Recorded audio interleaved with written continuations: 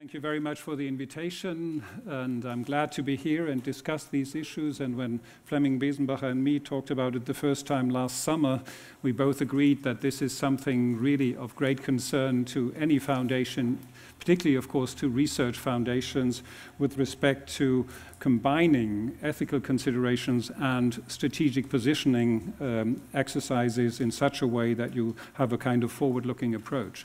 Well, the two words complexity and uncertainty came up already quite often this morning. And I can say with my topic, it's even probably more challenging, particularly for somebody from Germany, to talk exactly on this day, the 27th of January. Some of you may have seen on the news that this is the 70th anniversary of the liberation of Auschwitz. And so it really tells you something about what I would like to call the thin layer of ethical considerations and civilization, and how, let's say, how often and how easily it can be destroyed. And if you look at the more actual and more recent events, like in Paris, you can easily see that it's not over, but it's, let's say, coming from other sources. It's attacking people who are in favor of freedom of the press, etc. And at the same time, it's not that easy to then maintain your own value-based approaches. To give you just one example from a recent edition of the New York Times, where the editor was advising the journalists to carefully consider, I quote, what is safe to print. So that shows you that, let's say, these kind of considerations these days are really right up front. And to give you a quote from Benjamin Franklin, someone who gives up freedom in favor of safety will in the end lose both. And foundations, of course, in my view, are a stronghold of freedom. They really rely on, let's say, a free society, and they also rely on a certain degree of ethical foundations which are needed in order to position their own efforts in the respective societal framework. So complexity, of course, just to address that briefly, in 2011 I edited a book on research and responsibility, Reflections on Our Common Future. That was the result of a conference we held in 2010. And as a foundation, of course, we should be ahead of time. So I tried to organize that conference addressing both the situation of private foundations, of research funders on the one hand, but also the issues related to researchers, scientists and scholars taking responsibility. And this, of course, you see, you have to address at both ends. For instance, more recently, some of you may have seen The Economist, the cover page in October 2013, How Science Goes Wrong, or more recent editions of Science and Nature, where, let's say, the reproducibility of biomedical research was heavily criticized, and of course, well, at least the figures in these articles were that about 60 to 66% are not reproducible results. And tomorrow we will, in fact, at the Volkswagen Foundation, have a kind of round of experts on this specific topic. What needs to be done on the research funding side, but in particular also within the research communities. Today, I think we cannot delve into that too much, but it's a very, very, let's say, strong matter of concern to all of us.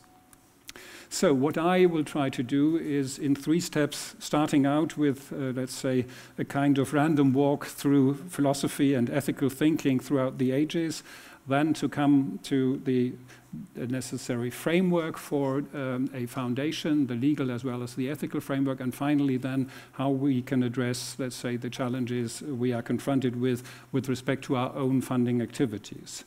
Of course, let's say, one of the prime pieces of philosophical thinking everybody refers to when we talk about ethics is Aristotle's Nicomachean ethics. There he stresses, and the word excellence explicitly comes up, excellence of character and moral virtues. He defines the objective of all of this to achieve well-being and happiness by developing the right attitudes and habits. And he stresses also for the community the need for an excellent education, habituation, and adequate legal provisions. And he gives some examples of moral values such as courage, temperance, fairness, generosity, gentleness, honesty, and a well-balanced ambitiousness.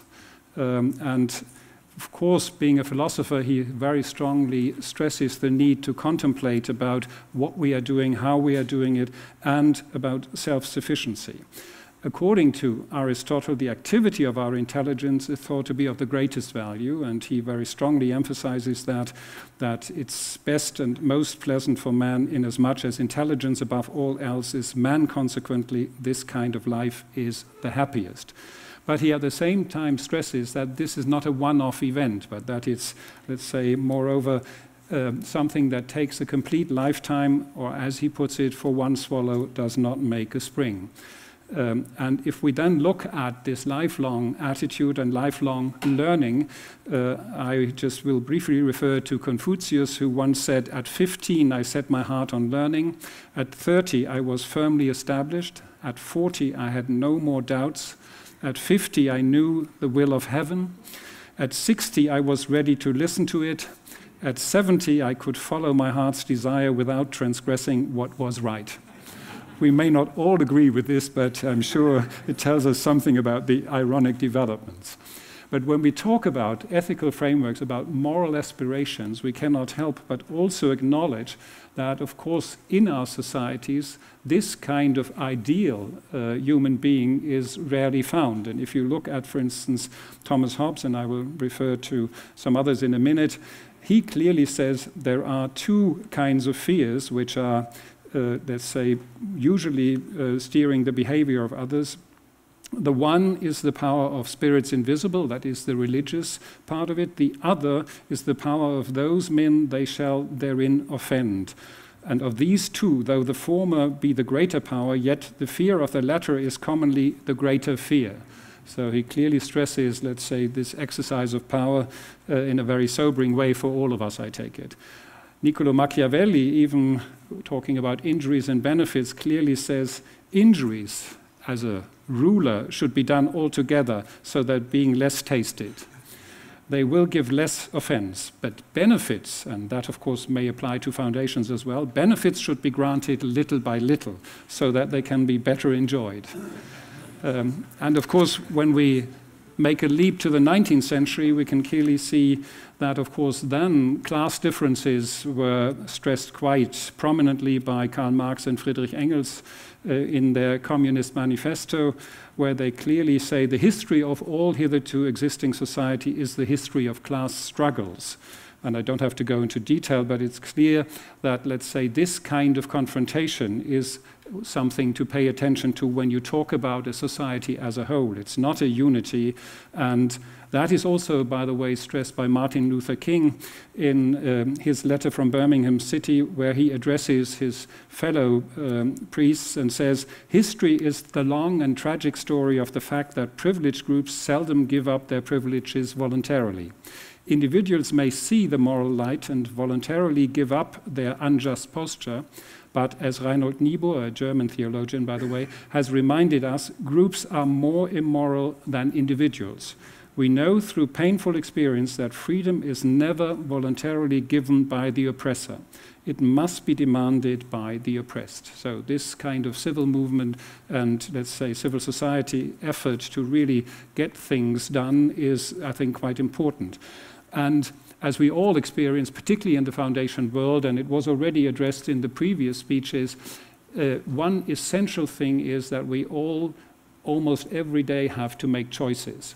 And this is addressed also by Isaiah Berlin, where he says, "The world that we encounter in ordinary experience is one in which we are faced with choices between ends equally ultimate and claims equally absolute, the realization of some of which must inevitably involve the sacrifice of others."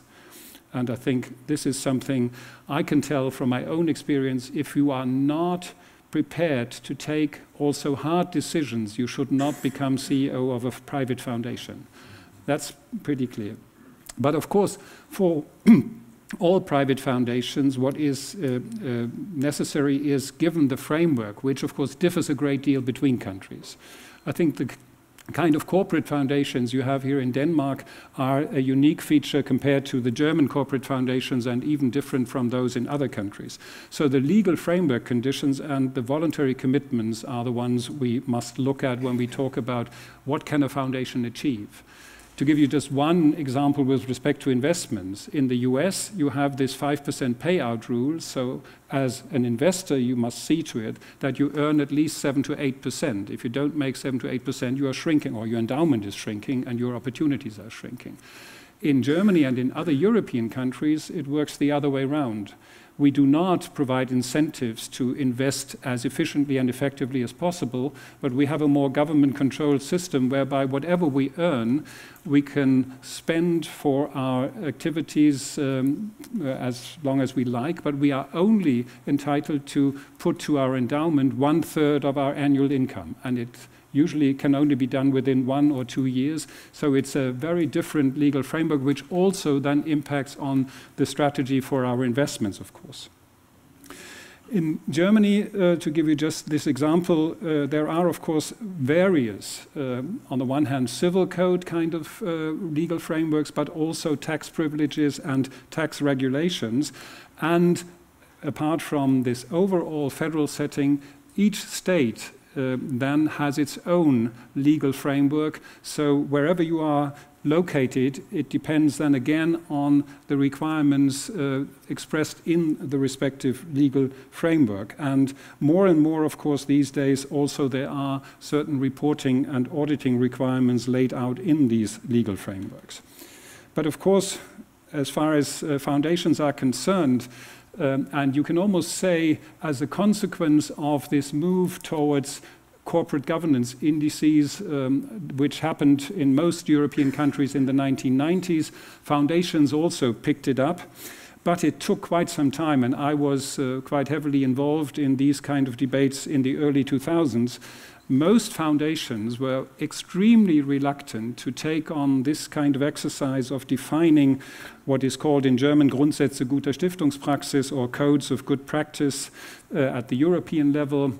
And I can tell you that most of these foundations were only interested in having minimal requirements being expressed in these codes.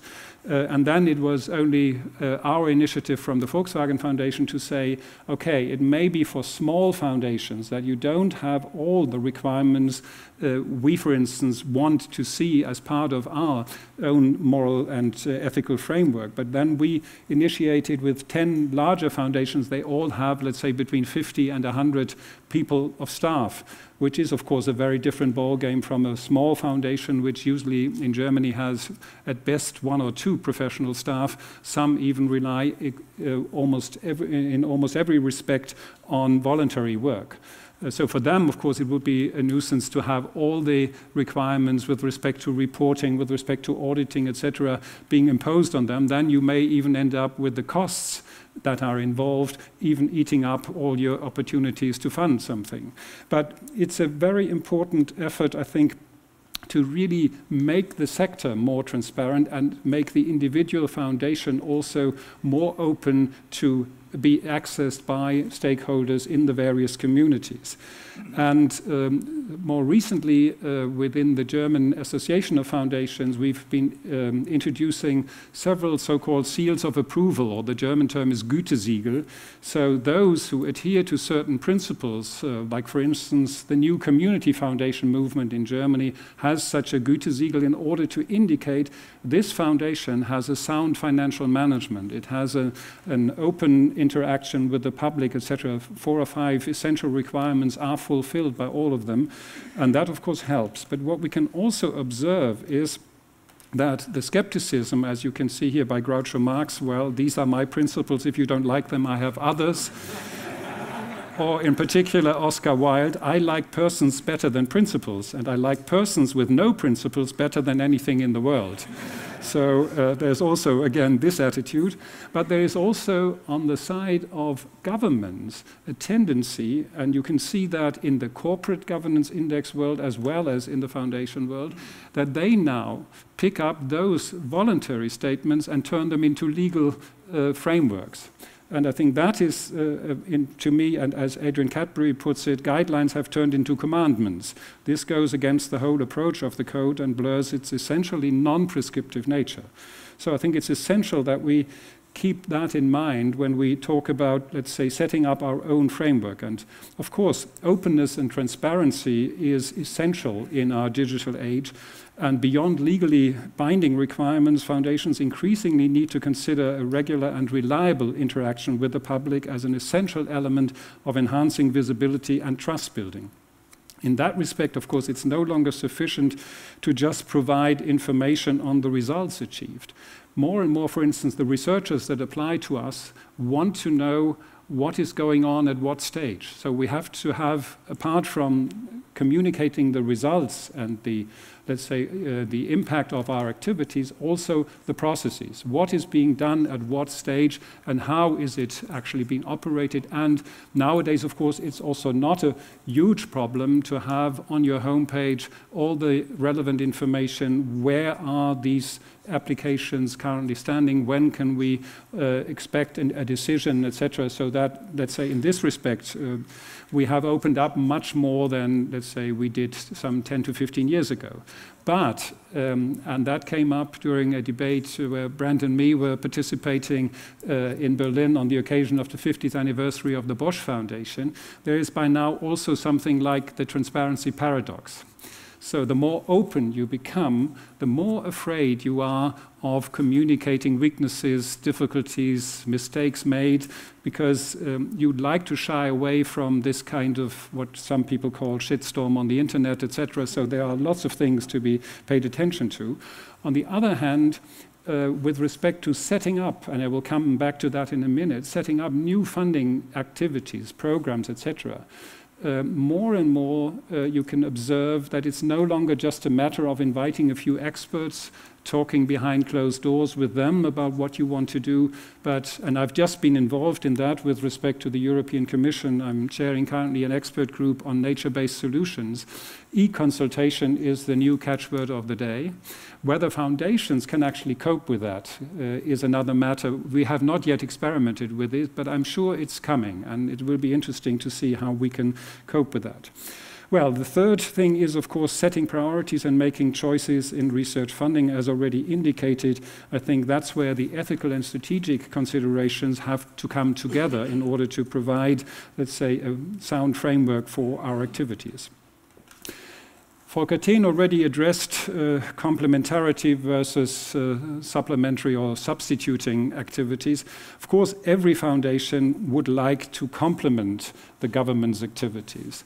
But these days, if you look at the financial crisis and its impact, and if some of our Mediterranean colleagues would be here today, they would tell us what kind of, let's say, basic needs. For instance, our colleagues from Compagnia di San Paolo, they were jointly with us and the Bank of Sweden Tercentenary Foundation pursuing a program, Europe and Global Challenges, where we address basically socio-political issues, particularly also involving partners from outside Europe.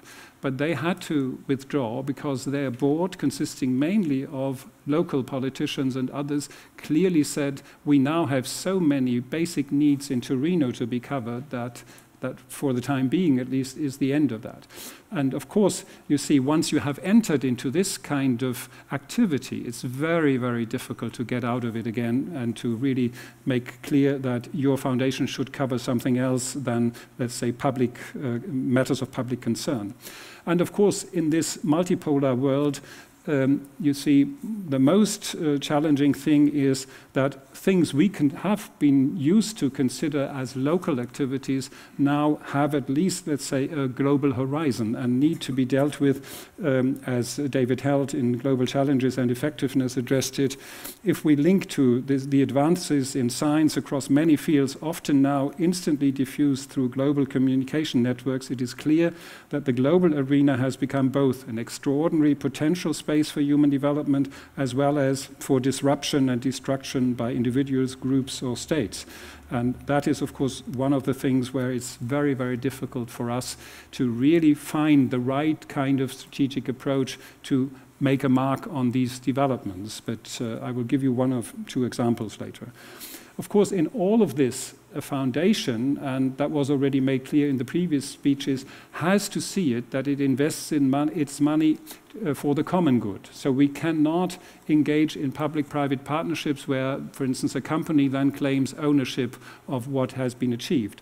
But my experience is that companies who are really sensible and sensitive to the issues, for instance, the provision of scientists and engineers of future generations, that they can even join forces with foundations. We did so, for instance, with the BASF some years ago on public-private interactions, particularly vis-à-vis the media and how to train science journalists, etc. So these are all things where, let's say, companies that have their own ethical kind of considerations can easily join, but they can only join if they also admit that the property resulting from this has to be to the common good and not something they can just take away directly. For a basic research funding foundation, of course, to, let's say, finally enable the most creative minds to come up with transformative research is something that is always driving our own activities. And as the National Science Board for the National Science Foundation in 2007 said, transformative research frequently does not fit comfortably within the scope of project-focused, innovative, step-by-step research or even major centers. Nor does it tend to fare well wherever a review system is dominated by experts highly invested in current paradigms, or during times of especially limited budgets that promote aversion of risks. And it's just that. We would like to encourage people with transformative ideas. We always communicate to our referees that we are prepared to take risks, and we also make clear that we are open to also a lot of operational issues.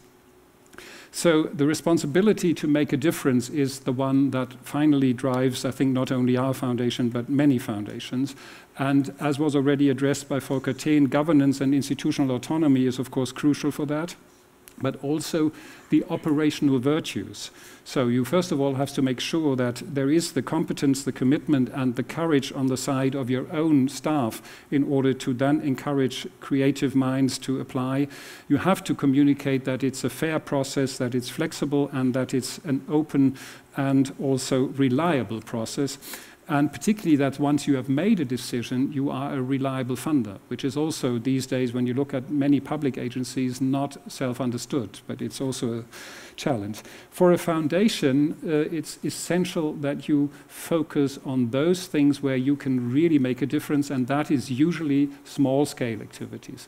But not to just say we can only fund a symposium or a single project, but you have to take a view to those strategic issues where you can really say you can also have leverage effects in the long run.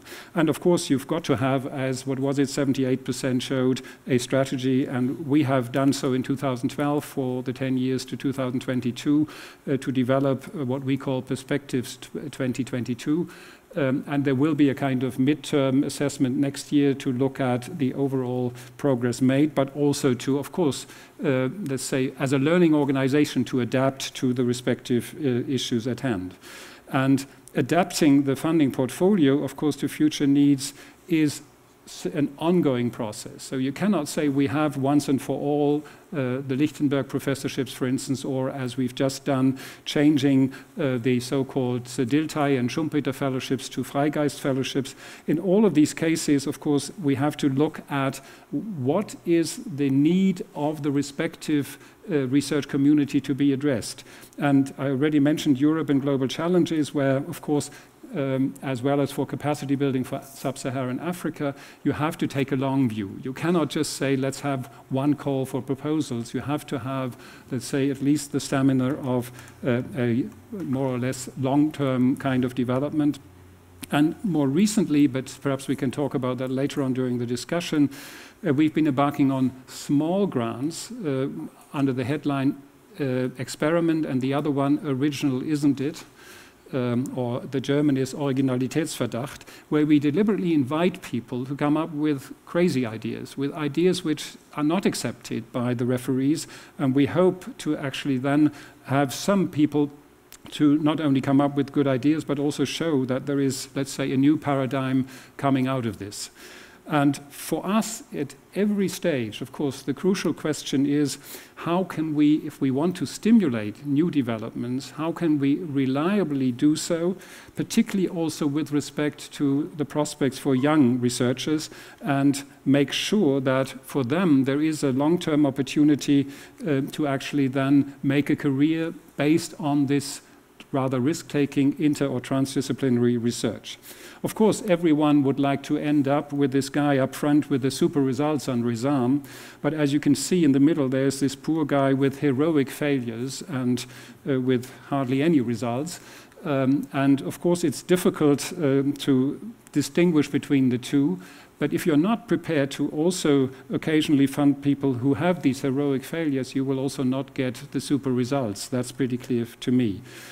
Just to show you 3 examples of funding which we've done in the past, and where way before I joined the foundation, the board of the foundation took a very, let's say, a very courageous decision, that was to fund the Limits to Growth study for the Club of Rome and at MIT. That was, of course, one of the bestsellers it's the best-selling book we ever supported, translated into 35 languages and 10 million copies. But also last year we supported one of the German historians, Herfried Münkler, to write a book about the Great War, which was also very much appreciated. And here are 3 examples of those who then won prizes from others. Of course, now the most prominent one is the Nobel Prize for Chemistry for Stefan Hell. We supported him in the 1990s at a very critical stage when he was about to give up science, because nobody believed that you could, with a light microscopy, transcend the so-called Zeiss-Jena kind of barrier. And the others are Henrik Mauritz. I had to put him in because he's a Dane who is now a professor in Germany, and we are very proud of having supported him as a neuroscientist, particularly focusing on neurobiology. And Petra Schwille has by now not only got the Leibniz Prize, but also has been appointed as a Max Planck director. So for us, it's crucial that we, way before Max Planck picks them up or others, take a risk in supporting these people by saying, okay, we give them an opportunity to continue with their ideas, whether the referees are convinced of that or not. So let me just refer to this cartoon where somebody says, your proposal is innovative. Unfortunately, we won't be able to use it because we've never tried something like this before. And there is even an equivalent statement by one of the reviewers of one of our public agencies. He said, I'm always in favor of new ideas, but this one I've never heard of. So let me finish off with this, and it's a quotation from Samuel Beckett: ever tried, ever failed, no matter, try again, fail better. Thank you.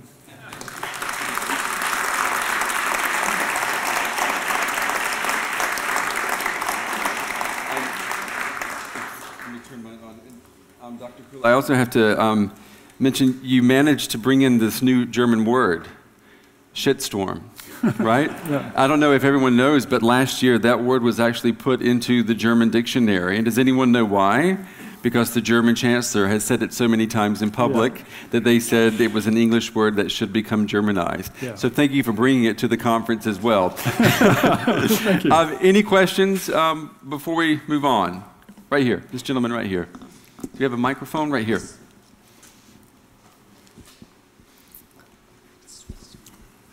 Aksel Mjøs from the Kavli Trust in Norway.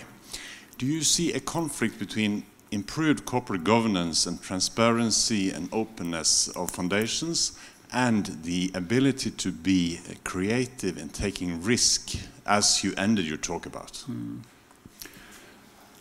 I personally don't see that kind of, let's say, tension with respect to our own foundation, because we always also communicate failures. And I could give you examples also from funding ideas we had, which we then, after 4 or 5 years, had to admit they didn't really work. We thought it was a great idea, but it didn't work. But of course, many others are afraid of being immediately blamed for having missed an opportunity. I think there we have to, and we can hopefully in a few minutes learn from the United States, just to refer to one program, even a government program in the United States, which was evaluated some years ago, where they had this idea of really focusing on transformative ideas. And the failure rate in that program was even more than 60%. And still, the Senate finally agreed that it should be continued, because those that came through were really such brilliant ideas and led to even the setting up of some major companies later on, that they said it's obviously worthwhile, although we are missing, of course, quite a lot of people on the way, or losing them on the way.